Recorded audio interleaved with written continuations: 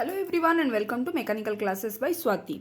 दोस्तों last lecture में मैंने आपके साथ डिस्कस किए थे एक न्यूमेरिकल जो कि है vapour compression system with dry saturated vapour after compression. लेकिन इस वीडियो में दोस्तों मैं आपके साथ एक न्यूमेरिकल डिस्कशन करूंगी, लेकिन ये है दोस्तों theoretical vapour compression cycle with wet vapour after compression. तो टीएस डायग्राम जो है वो अलग हो जाएंगे। यहाँ पर उस प्रॉब्लम को हम किस तरह से अप्रोच करेंगे, चलिए आज हम लोग इस वीडियो में डिस्कशन करते हैं। अगर दोस्तों ये वीडियो आपको पसंद आए तो प्लीज़ लाइक कर देना और मेरे चैनल को दोस्तों सब्सक्राइब करना बिल्कुल भी ना भूले, क्योंकि इस चैनल में आपको दोस्तों मैकेनिकल इंजीनियरिंग के रिलेटेड बहुत सारे वीडियोस मिल जाएंगे। चलिए दोस्तों स्टार्ट करते हैं।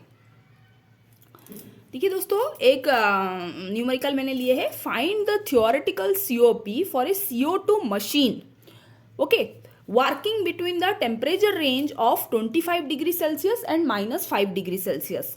कहने का मतलब है दोस्तों टेम्परेचर रेंज दे दिया है, तो एक है 25 डिग्री सेल्सियस और दूसरा है दोस्तों -5 degree Celsius. The dryness fraction of CO2 gas during the suction stroke is 0.6। Dryness fraction during the suction stroke दे दिया है कितना, 0.6 दे दिया है। Now they have also mention the following properties of CO2 are given. ये ऐसे table करके दे दिया है। कोई भी आप सेमिस्टर की एग्जाम दो तो वहां पर दोस्तों आपको मिल जाएगा ऐसे इस प्रकार के टेबल मिल जाएगा ओके, जिस तरह से आप इजीली वैल्यूज को जान पाओगे। ठीक है, तो चलिए दोस्तों अभी जानते हैं इस वाले प्रॉब्लम को हम लोग किस तरह से अप्रोच करेंगे। ठीक है, चलिए मैं आपको पहले टीएस डायग्राम से समझाने की कोशिश करती हूं। देखिए ये है टेम्परेचर, ये है एंट्रोपी। ठीक है, तो यहां पर दोस्तों क्या दे दिया है आपको, ड्राइनेस फ्रैक्शन दे दिया है ड्यूरिंग द सक्शन स्ट्रोक। तो फिर इसका मतलब क्या हुआ कि दोस्तों अब देखिए 1 2, तो यहां पर दोस्तों क्या होगा कि 1 में आपका लिक्विड प्लस वेपर था। ठीक है, जब एंट्री किया कंप्रेसर में तब लिक्विड प्लस वेपर था, और जब बाहर आया, जब रेफ्रिजरेंट बाहर आया कंप्रेसर में तब भी दोस्तों आपका रेफ्रिजरेंट में वेपर था प्लस लिक्विड पार्टिकल्स था। ओके, फिर ये कहां गया, कंडेंसर में गया। ठीक है, फिर कंडेंसर में गया, फिर तो उसका तो प्रेशर और टेम्परेचर तो सेम ही रहेगा ओके, लेकिन सिर्फ फेस चेंज होगा। यहां पर वो कंप्लीटली लिक्विड हो गया, फिर एक्सपांसन हुआ जिसमें से उसका प्रेशर और टेम्परेचर ड्रास्टिक रिड्यूस हुआ, फिर इवापोरेशन का प्रोसेस हुआ जिसमें से प्रेशर और टेम्परेचर जो है वो सेम रहे। ठीक है, तो आपको क्वेश्चन में दे दिया है कि सक्शन स्ट्रोक के टाइम ड्राइनेस फ्रैक्शन दे दिया है आपका 0.6। तो वहां से ही आपको पता चल गया कि यहां पर दोस्तों नंबर 1 जो है उसमें आपको जो दे दिया है ड्राइनेस फ्रैक्शन दे दिया है 0.6। अब देख रहे हैं यहां पर क्वेश्चन दिया है dryness fraction of the CO2 gas during the suction stroke. Suction stroke के टाइम ही आपका लिक्विड प्लस वेपर है रेफ्रिजरेंट में, ये आपको सूचित कर दिया गया। तो यहां पर ड्राइनेस फ्रैक्शन दे दिया है 0.6। X2 जो है वो दिया नहीं है क्वेश्चन में कि वो पूरा ड्राई है कि नहीं ड्राई है, ऐसा क्वेश्चन में नहीं दिया है। तो हम एज्यूम करेंगे कि वो वेट है, that is liquid plus vapour है, और यहाँ हम X2 को कैलकुलेट हमें करना पड़ेगा। ठीक है, हमें X2 को कैलकुलेट करना पड़ेगा। फिर दोस्तों क्वेश्चन में दे दिया है आपको सीओपी भी कैलकुलेट करना है, you have to calculate the COP of the machine. तो कुछ इस तरह से प्रॉब्लम हमारा दे दिया है। ठीक है, अभी टेम्परेचर लिमिट्स जो है वो दे दिया है आपको। टेम्परेचर लिमिट्स दोस्तों के दिए क्या दिया है, 25 degree Celsius and -5 degree Celsius. Right, तो ये जो लोअर वाला है ये -5 है, और जो अपर लिमिट है वो कितना है दोस्तों, 25 डिग्री सेल्सियस दे दिया है। ठीक है, और दोस्तों और क्या क्या दे दिया है, देखिए लिक्विड एंथैल्पी लिक्विड एंथैल्पी हमारा दे दिया है। ये सब जो है liquid enthalpy, liquid entropy, vapour enthalpy, vapour entropy और लेटेंट हीट, ये 25 डिग्री सेल्सियस का सारा दे दिया है और ये -5 डिग्री सेल्सियस का सारा दे दिया है। ठीक है, तो 25 डिग्री सेल्सियस का, 25 डिग्री सेल्सियस का पहले हम क्या करेंगे कि उसका वैल्यू सब लिख लेंगे। ये 25 डिग्री सेल्सियस का सब value, liquid enthalpy, liquid enthalpy मतलब HF2, राइट। क्यों HF2? क्योंकि लिक्विड बोला है ना, लिक्विड एंथैल्पी जो भी यहाँ पॉइंट लाए करेगा वो आपका, मैं बोली हूं कि उसको F में डिनोट करते हैं। ओके, तो HF2 कितना दे दिया है दोस्तों? 164.77 किलो जूल पर केजी। ठीक है, नेक्स्ट दे दिया है लिक्विड एंट्रोपी। ओके, तो SF2 होगा लिक्विड एंट्रोपी, वो कितना दे दिया है? 0.5978 kilo joule per kg kelvin. ठीक है, नेक्स्ट क्या दिया है? Vapour enthalpy. वेपर मतलब वो इस तरफ से यहां पर लाई किया तो वो अभी जी कहलाएगा। ठीक है, वेपर एंथैल्पी। ठीक है, तो Hg2। ठीक है, कितना है वेपर एंथैल्पी?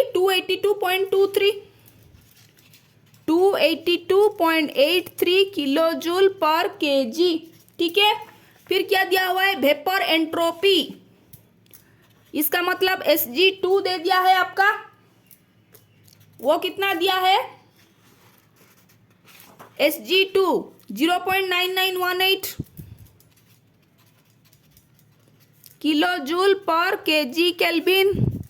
फिर लेटेंट हीट दे दिया है, लेटेंट हीट HFG लिखेंगे हम उसे, लेटेंट हीट को HFG लिखेंगे। HFG2 वो कितना दे दिया है? 117.46 kilo joule per KG, right. इतना हमारा दिया है। फिर वैसे ही हमारा -5 डिग्री सेल्सियस का भी दे दिया है। ठीक है, तो अब हम क्या करेंगे? HF1, SF1 वैसे लिखेंगे। ठीक है, चलिए मैं यहां पर अभी लिख रही हूं HF1। ठीक है, HF1 का कितना दिया है? 72.57 kilo joule per kg. Similarly liquid entropy at -5 degree Celsius, जो कि लिखेंगे हम SF1 0.2862 kilo joule per kg kelvin. ठीक है, फिर क्या? वेपर एंथैल्पी, वेपर एंथैल्पी मतलब Hg1 321.33 Hg1 321.33 kilo joule per KG, right. अभी फिर वेपर एंट्रोपी, ठीक है, Sg1 वो कितना दिया है? 1.2146 kilo joule per kg kelvin. ठीक है, फिर लेटेंट हीट HFG1 वो कितना दिया हुआ है? HFG1 248.76 kilo joule per KG. तो इतना हमारा वैल्यू दे दिया है और हमें बोला गया है कि COP को कैलकुलेट करो, और COP को दोस्तों कैलकुलेट करने के लिए हमें X2 की जरूरत है। ठीक है, तो अब हम प्रॉब्लम को किस तरह से अप्रोच करेंगे? हमें पता है दोस्तों कि आपको पता है कि ये 1 और S1 is equal to S2, ये जो 1 to 2 प्रोसेस है ये आइसेंट्रोपिक कंप्रेशन प्रोसेस है। ये कौन सा प्रोसेस है? Isentropic compression process. और जब आइसेंट्रोपिक कंप्रेशन प्रोसेस होता है दोस्तों तो S1 is equal to S2। ठीक है, S1 is equal to S2 कहने का मतलब है, अभी आपको फॉर्मूला पता है, S1 is equal to SF1 plus X1 into HFG1 divided by T1। ठीक है, तो अब हम क्या करेंगे? सारे फॉर्मूला को इसमें पुटअप करेंगे। क्यों पुटअप करेंगे? क्योंकि हमें तो X1 पता है तो हम लोग उसको निकाल सकते हैं, S1 को पूरी तरह से हम निकाल सकते हैं दोस्तों। ठीक है, तो अब हम क्या करेंगे? S1 is equal to SF1 का वैल्यू दोस्तों क्या है? 0.2862 0.2862 प्लस x1 कितना 0.6 दे दिया है, ठीक है। और HFG1 कितना दिया है हमारा, HFG1 248.76, ठीक है। T1 हमारा कितना दे दिया है 273 -5 डिग्री सेल्सियस। T1 यही वाला है ना, तो 273 -5 which is equal to your 268 kelvin, ठीक है। हम क्यों केल्विन में कर रहे हैं, क्योंकि देखिए HFG जो है वो ये सब दोस्तों केल्विन में ही है, SF1 जो है वो किलोजूल पर केजी केल्विन है, तो ये सब जो है उसको भी हम केल्विन में ही कन्वर्ट करना पड़ेगा, ठीक है। तो इसको हम सॉल्व करेंगे, अभी S1 को सॉल्व करेंगे तो हमें दोस्तों कितना आएगा, हमारा 0.84 आ जाएगा, हमारा 0.84 हो जाएगा आपका S1। अगर आप इसको सॉल्व करेंगे ना तो आपको मिल जाएगा 0.84, ठीक है। तो अब हम क्या करेंगे दोस्तों, S2 को देखेंगे। S2 is equal to SF2 plus X2 into HFG2 divided by T2। S2 हमारा S1 के साथ बराबर है, तो अब हम लिखेंगे क्या 0.84 इज इक्वल टू SF2 हमारा क्या है 0.5978 0.5978 प्लस X2 तो हमारा अननोन है, और HFG2 कितना है दोस्तों, HFG2 हमारा कितना है 117.46 डिवाइडेड बाय T2 हमारा कितना है 273 degree Celsius plus 25 degree Celsius which is equal to, हमारा ये T2 है 273 plus 25 degree Celsius which is equal to your 298 kelvin, ठीक है। तो इसको अगर हम इस इक्वेशन को हमें सॉल्व करना पड़ेगा, इसको आपको कैलकुलेटर में दोस्तों सॉल्व करना पड़ेगा, जिसको अगर हम सॉल्व करेंगे तो हमारा दोस्तों x2 का वैल्यू आ जाएगा 0.622, कुछ इस तरह से दोस्तों वैल्यू आ जाएगी, ठीक है। आई होप आपको इतना तक आप क्लियर हो गए होंगे, ठीक है। तो अब हम दोस्तों क्या करेंगे, अभी H1 को कैलकुलेट करेंगे। देखिए COP हमें निकालना है, तो COP निकालने के लिए ये सब दोस्तों वैल्यूज को हमें दोस्तों निकालना पड़ेगा। तो H1 is equal to HF1 plus X1 into HFG1, okay.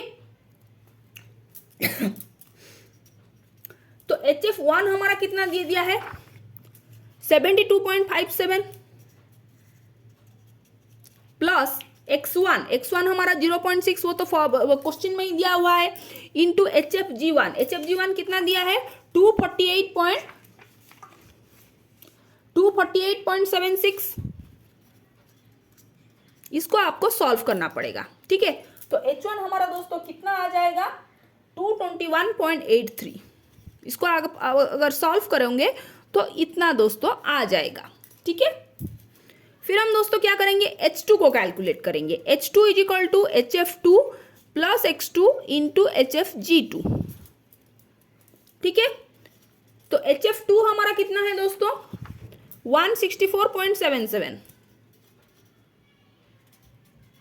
Plus X2 आपको कितना मिला, X2 हमने निकाला था 0.622, इसको पुट अप कर देंगे। HFG2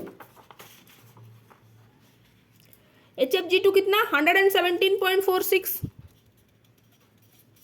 ठीक है। इस H2 को आपको सॉल्व करना पड़ेगा, अगर आप सॉल्व करोगे तो कितना मिलेगा आपको 237.83 किलो जूल पर केजी, इतना आपको आ जाएगा, ठीक है।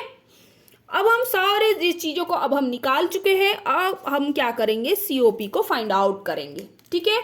COP का फॉर्मूला दोस्तों क्या है, COP का फॉर्मूला दोस्तों चलिए मैं आपको इस फिगर से ही समझाती हूँ। COP is equal to your refrigerating effect, ये refrigerating effect divided by work done. तो रेफ्रिजरेटिंग इफेक्ट कितना है हमारा H1 minus H4 divided by work done कितना है यहां से, तो H2 माइनस H1, ठीक है, ये रहा आपका फॉर्मूला। H1 आप सॉरी ये वाला हमारा, हाँ H1 कितना है 221.83 आपने ऑलरेडी निकाल चुके हैं। H4 किसके साथ बराबर है दोस्तों, ये जो H4 है ये देखिए 3 to 4 है आपका आइसेंथैल्पिक प्रोसेस, मतलब एंथैल्पी जो है वो कांस्टेंट है, तो H4 जो है वो HF3 के साथ बराबर है, ठीक है, और HF3 is equal to HF2 which is equal to your 164.77, ठीक है, divided by H2 minus H1 कितना है हमारा 237.83, उसको तो आपने निकाले हैं, H1 आपने निकाला है 221.83, तो आपको दोस्तों इसको सॉल्व करना पड़ेगा। अगर आप सॉल्व करोगे तो आंसर आ जाएगा दोस्तों आपका 3.57, how much it will come 3.57। तो कुछ इस तरह से आपको प्रोसीजर फॉलो करना पड़ेगा जिससे आपको दोस्तों सीओपी का वैल्यू पता चल जाएगा। ये पूरा जो न्यूमेरिकल था वो theoretical vapour compression system with wet vapour after compression, ठीक है। आई होप दोस्तों इस न्यूमेरिकल से आपको कुछ जानकारियां मिले होंगे। आपको ऐसे टाइप का क्वेश्चन जो है सेमेस्टर में आते रहते हैं, तो आप इस प्रॉब्लम के द्वारा आपका कॉन्सेप्ट कुछ क्लियर हो जाएगा। अगर आपको वीडियो पसंद आए तो प्लीज़ लाइक शेयर और सब्सक्राइब कर दीजिए। चलिए दोस्तों मैं वीडियो को यहाँ पर ही एंड कर देती हूँ, फिर मिलते हैं दोस्तों नेक्स्ट वीडियो में। Thank you.